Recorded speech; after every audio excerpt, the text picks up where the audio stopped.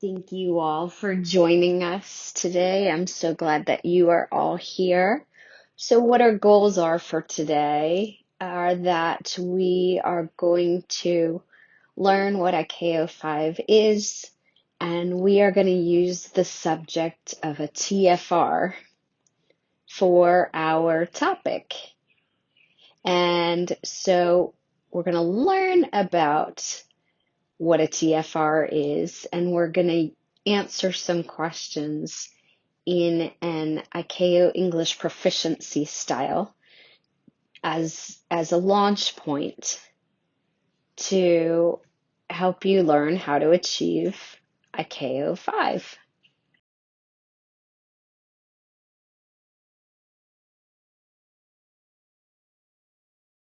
Most importantly, I want you to think as you're preparing to reach ICAO 5, I want you to think about tools that you have in your own toolbox to help you reach IKO 5.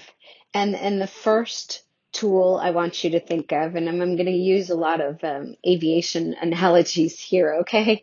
So our first one is situational awareness, right? As a pilot, you always have to be aware of what it is that's around you. You have to be aware of what, of any traffic that's near you, anything like that. So what you want to think about here when I say situational awareness is twofold. On one hand, you need to think about literally where you are. What are your strengths and weaknesses in each of the 6 language descriptors? Pronunciation, structure, vocabulary, fluency, comprehension, and interactions. Where are you right now? Because you have to know where you are to know where you are getting. All right. So that's one part of situational awareness. The other part of situational awareness is what type of things are you going to have to do on the test so that in those sections of the test, you have prepared yourself and you are best answering the question. Next, I want you to think about the expression that I'm sure any pilot in the audience has heard, right? Show me some hands here. Who's heard of aviate, navigate, and communicate, right? Yeah, you use that all the time when you're learning flight training. You are told to aviate, to fly the plane. You're told to navigate and control where you're going. And then last in a level of importance would be to communicate, right? So if you have some kind of an emergency, your immediate task that you need to do is to fly that plane. The next thing you need to do is to control where it's going. And the last thing that you need to do is, of course, communicate with ATC and other people. All right. So if we put that into testing perspective, here's what I want you to remember. Although there's a strategy for ICAO 5 in listening comprehension where you're really not allowed to have a lot of repeats. In other words, you can't ask for, not for clarification, but ask to hear like a message again. You really can't do that a lot and still be considered ICAO 5. But in reality, if you're taking an official test, you really need to, if you don't understand what's going on, it is so much better to ask for a repeat than to end up in a situation where you're getting something completely wrong just because you were too ashamed or too embarrassed to ask to hear something again. Okay, so fly that plane first, and you're going to fly that plane by answering the questions. So you're going to keep that plane in the air. You're going to control where it's going by trying to structure your answers as in as detailed a way as possible. And you're going to learn all those good communication skills that you've used. And everything that you've practiced, and you're just going to put them into use, into actual use, put what you've learned into use during your test. As you're studying, I say use your instruments. There is a free source program called Audacity that will allow you to record your voice and see your pronunciation, to see the waveforms, the way the words sound, in that with a comparison with native speaking speech versus your own, you can learn to make some positive changes in your speech. Use things like Google Docs when you're and of course your voice recorder, as we teach you all the time in our speed drills, to make voice recordings and then go back in Google Docs to use a word count feature to find out what you're saying, to get an idea of how many words you're speaking per minute. Use things like Google Images just to give yourself lots of exposure to practice things. Use tools like Skybrary and for aviation information, and LibriVox for the Pilot Handbook of Aeronautical Knowledge, right? And then finally, my last tool to you is time building. Okay, so you are all pilots in the audience, and as pilots, you had to do time building. So since you had to do time building, right, you have to get those hours in, and if you don't have those hours, you don't get the job. It's imperative that you spend those hours so that you can go ahead and get the job. It's the same thing in trying to reach ICAO 5. If you don't spend the time, you are not going to have the proficiency. Okay, these are not, ICAO tests are not knowledge tests where you can study 2 more minutes and get something. These are totally proficiency tests. All right, does that make sense? Anybody have any questions there? Yes, so LibriVox is a website that has books, and it does have an older version of the Pilot Handbook of Aeronautical Knowledge. And so you can just search for Pilot Handbook of Aeronautical Knowledge when you go to LibriVox.org, and then you will see the Pilot Handbook of Aeronautical Knowledge. Now, it's not updated, so don't rely on it for solid training information, but for aviation English, it's perfect.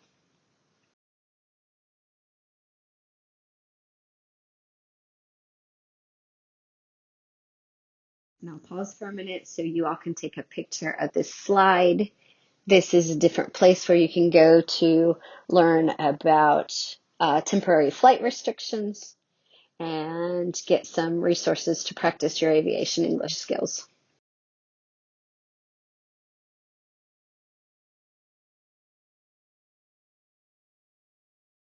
So now we're going into where we're going to do some conversation questions here.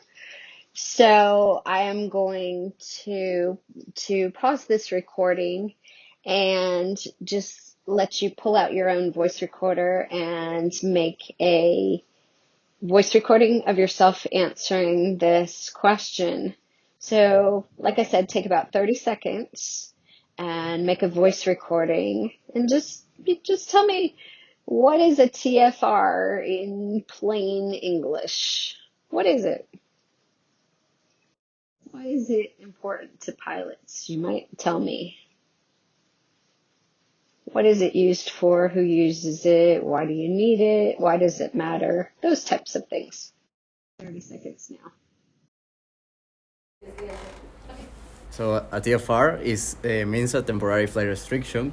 It's a zone where the FAAs prohibit you from flying around. It can be done for many reasons.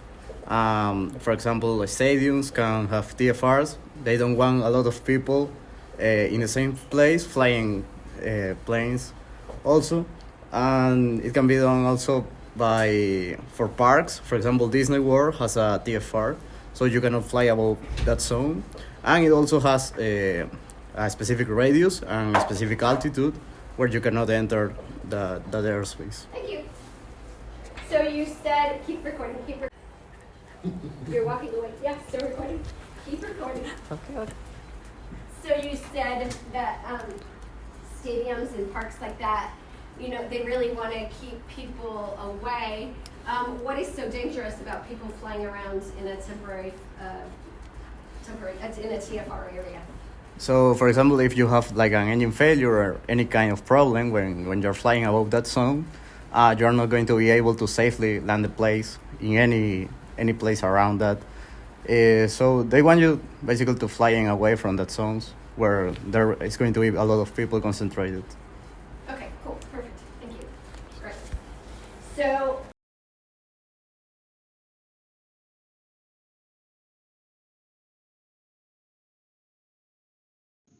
And next, for your next recording, how might you imagine that TFRs have changed over the years? Interesting question, right? Sometimes on a KO test, you're asked to answer questions that are kind of a little bit out there. And so you should really just, step back and think, hey, I have to use my imagination a little bit, but I'm going to aviate, navigate, and communicate. So I see this question and I'm going to think about something and I'm going to try to say something that makes sense. All right. So take 30 seconds now. I imagine that TFRs have changed over the years. For example, COVID happened, so there maybe wasn't so many people outside, so we didn't have to restrict certain areas because they weren't as populated as they have been in the past. So, but now that COVID is over, maybe there's more people outside, so there's a bigger population of people outside. So maybe that's a change in TFRs.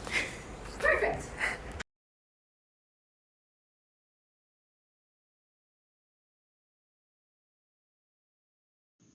So what do you think here?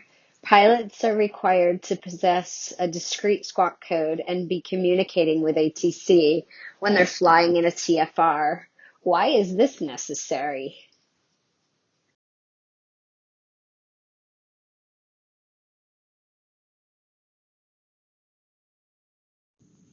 And our last question. Flight training, aerobatic flight, sightseeing, and other operations are not permitted in the area of a TFR. Why are these kinds of operations prohibited?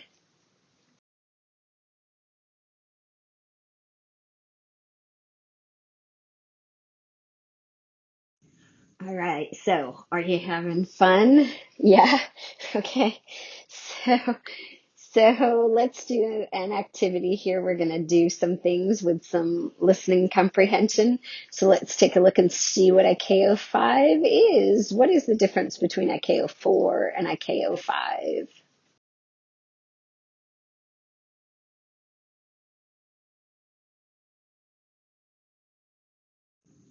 So for ICAO 4, this standard is usually for non-routine situations, for things that are new, for information that someone hasn't heard before.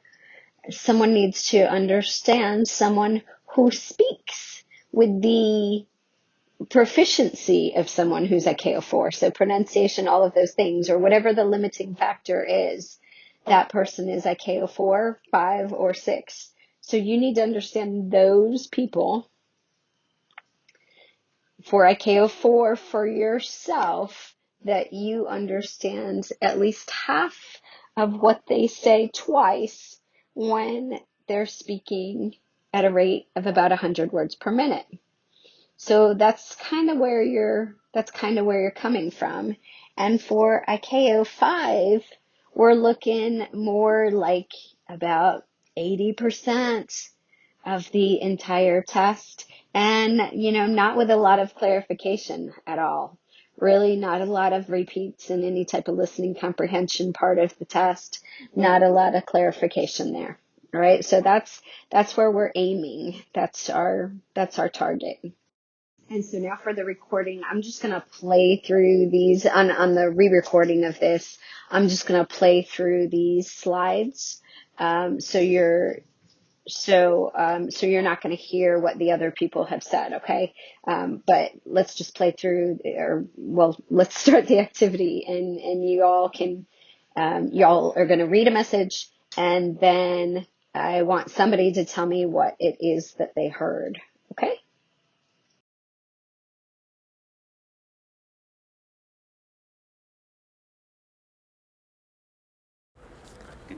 The engine is running too rich, but I can't adjust the mixture. What was the message?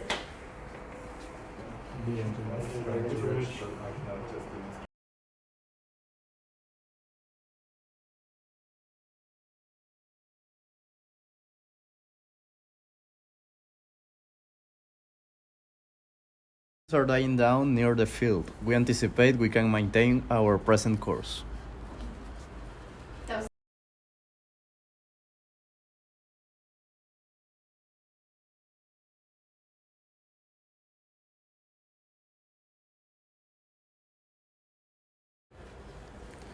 There's a TFR due to military personnel responding to the hurricane. You cannot enter at this time.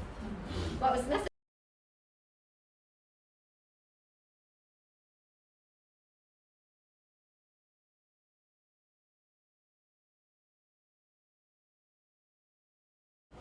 Nice and loud. Did you say you had a TCAS warning to climb? What altitude are you at now? What was the message?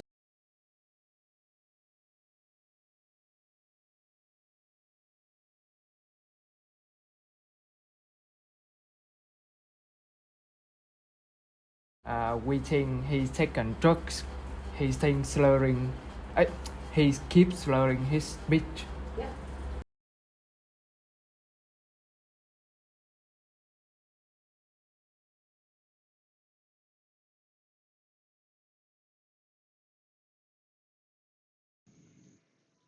When we ask questions, when we give advice, what we need to do is just remember the purpose of this whole kind of activity. So if you're taking an ICAO test and you have to do something like ask questions to learn more about what's going on, you have to give some advice to be helpful or make some recommendations about what you would do.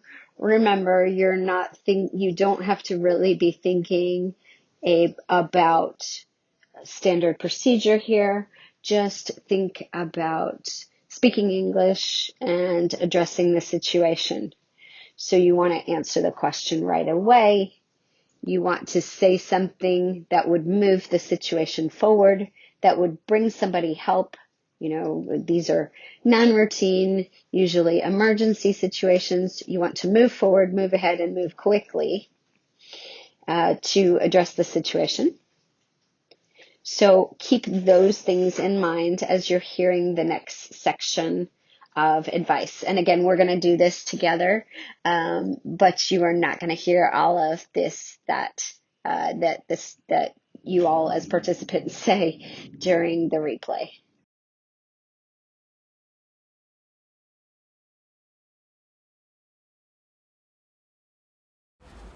The passenger oxygen mask just dropped down, but I don't know why. Ask questions.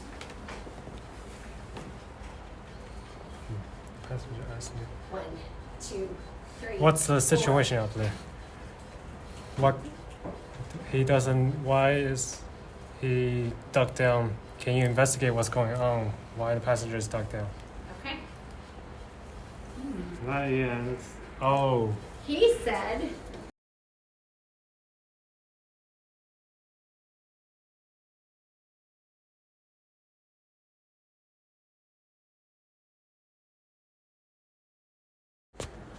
Should I go? Okay. I have an emergency, but the closest airport is in a TFR area.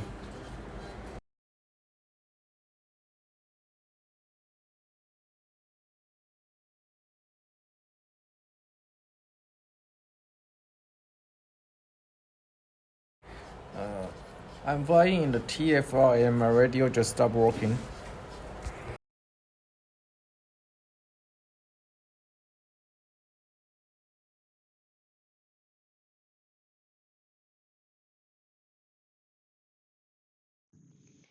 All right, next section. Whether your ICAO test has you doing a photo description or a video description, the concept is still the same. I want you to think about that picture, that chart, that video. I want you to think about that like it is a video. And I want you to pretend that within that video, you could almost rewind a little bit more from what you do see and rewind a little bit forward to what you don't see and be able to use our 4-question strategy here to help you describe what it is that's going on. When you use this kind of strategy, you will be able to show the examiner that you, or the rater as it is, or me, that you have the some depth of grammar, that you have broad vocabulary, that you can use some advanced grammatical structures, those kinds of things. So again, we're going to go around with the recorder and we're going to have you do a photo description based on the chart that you see here that is a TFR. So you've only got so much detailed information. You really don't want to give me very little of what you actually see in terms of numbers here. You don't need that level of detail. You need to help me interpret this data. Think of it as pilot and air traffic controller talking. You can't see each other, but you need to provide helpful information. All right? So let's go. Let's go. Okay, who wants to start? All right, great.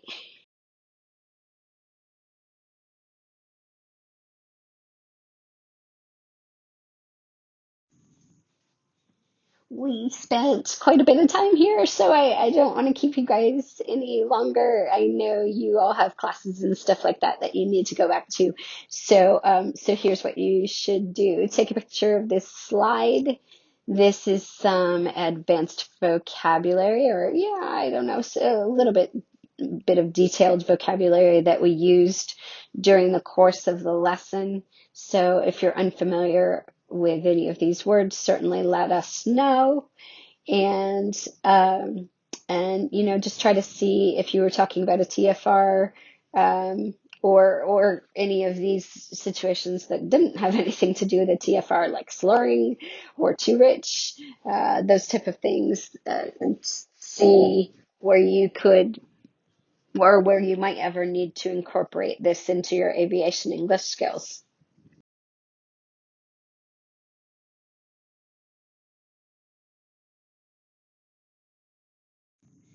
All right, so let's recap a little bit. Remember, of course, you need situational awareness. You need to know where you are before you're going to start to reach ICAO 5, so that you can be able to put in that time needed that it's going to take you to get from here to there. If you don't have an idea about that, then you might want to consider taking some kind of a placement test. We do one, or, if you already have taken an ICAO test, then you'll have an idea of where you are in the different language descriptors. But put yourself with us or with another good instructor that you trust to make sure that you know where you are, so you know how to get where you have to get. Make sure you understand the test that you're going to take. Make sure you're taking an appropriate test. I know some of you are going back to your countries. Make sure that you take an ICAO English proficiency test that is accepted by your civil aviation authority. Of course, here, you're not doing anything per se with the FAA.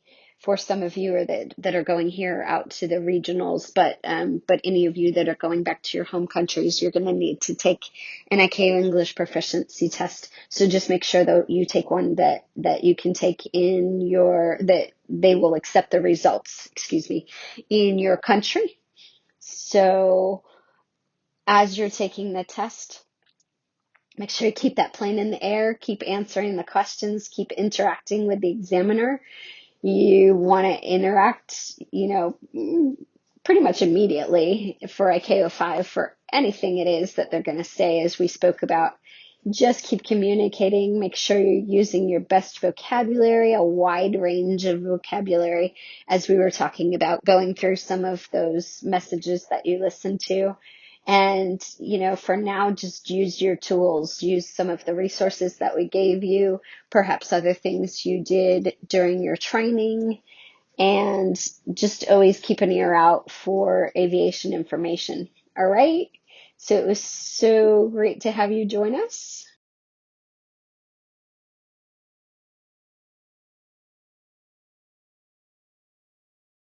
Thank you so much for your time. We really appreciated you being here, and thank you so much for participating in these recordings so that we can get this up online as a resource and a tool for other people to share in.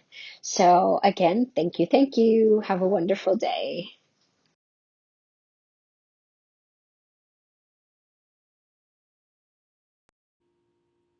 If you enjoyed this video and you would like to practice with us, you can do so in our strategies for ICAO testing membership.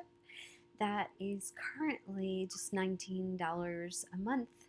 8 practice tests, content areas in every section, a 30-minute live lesson every week online that you can participate in, lots of good material for you to join in with us on. Or of course we have our 5x5 course, which is an ICAO English proficiency course designed just to reach ICAO 5. If you are interested in that, please send us a message. We are registering that class to start in June for just $300 instead of our normal private class price. So we are registering people for that June 1st. We look forward to having you join us. Send us a message. Let me know what you think. Or pop something in the comments. Have a great day.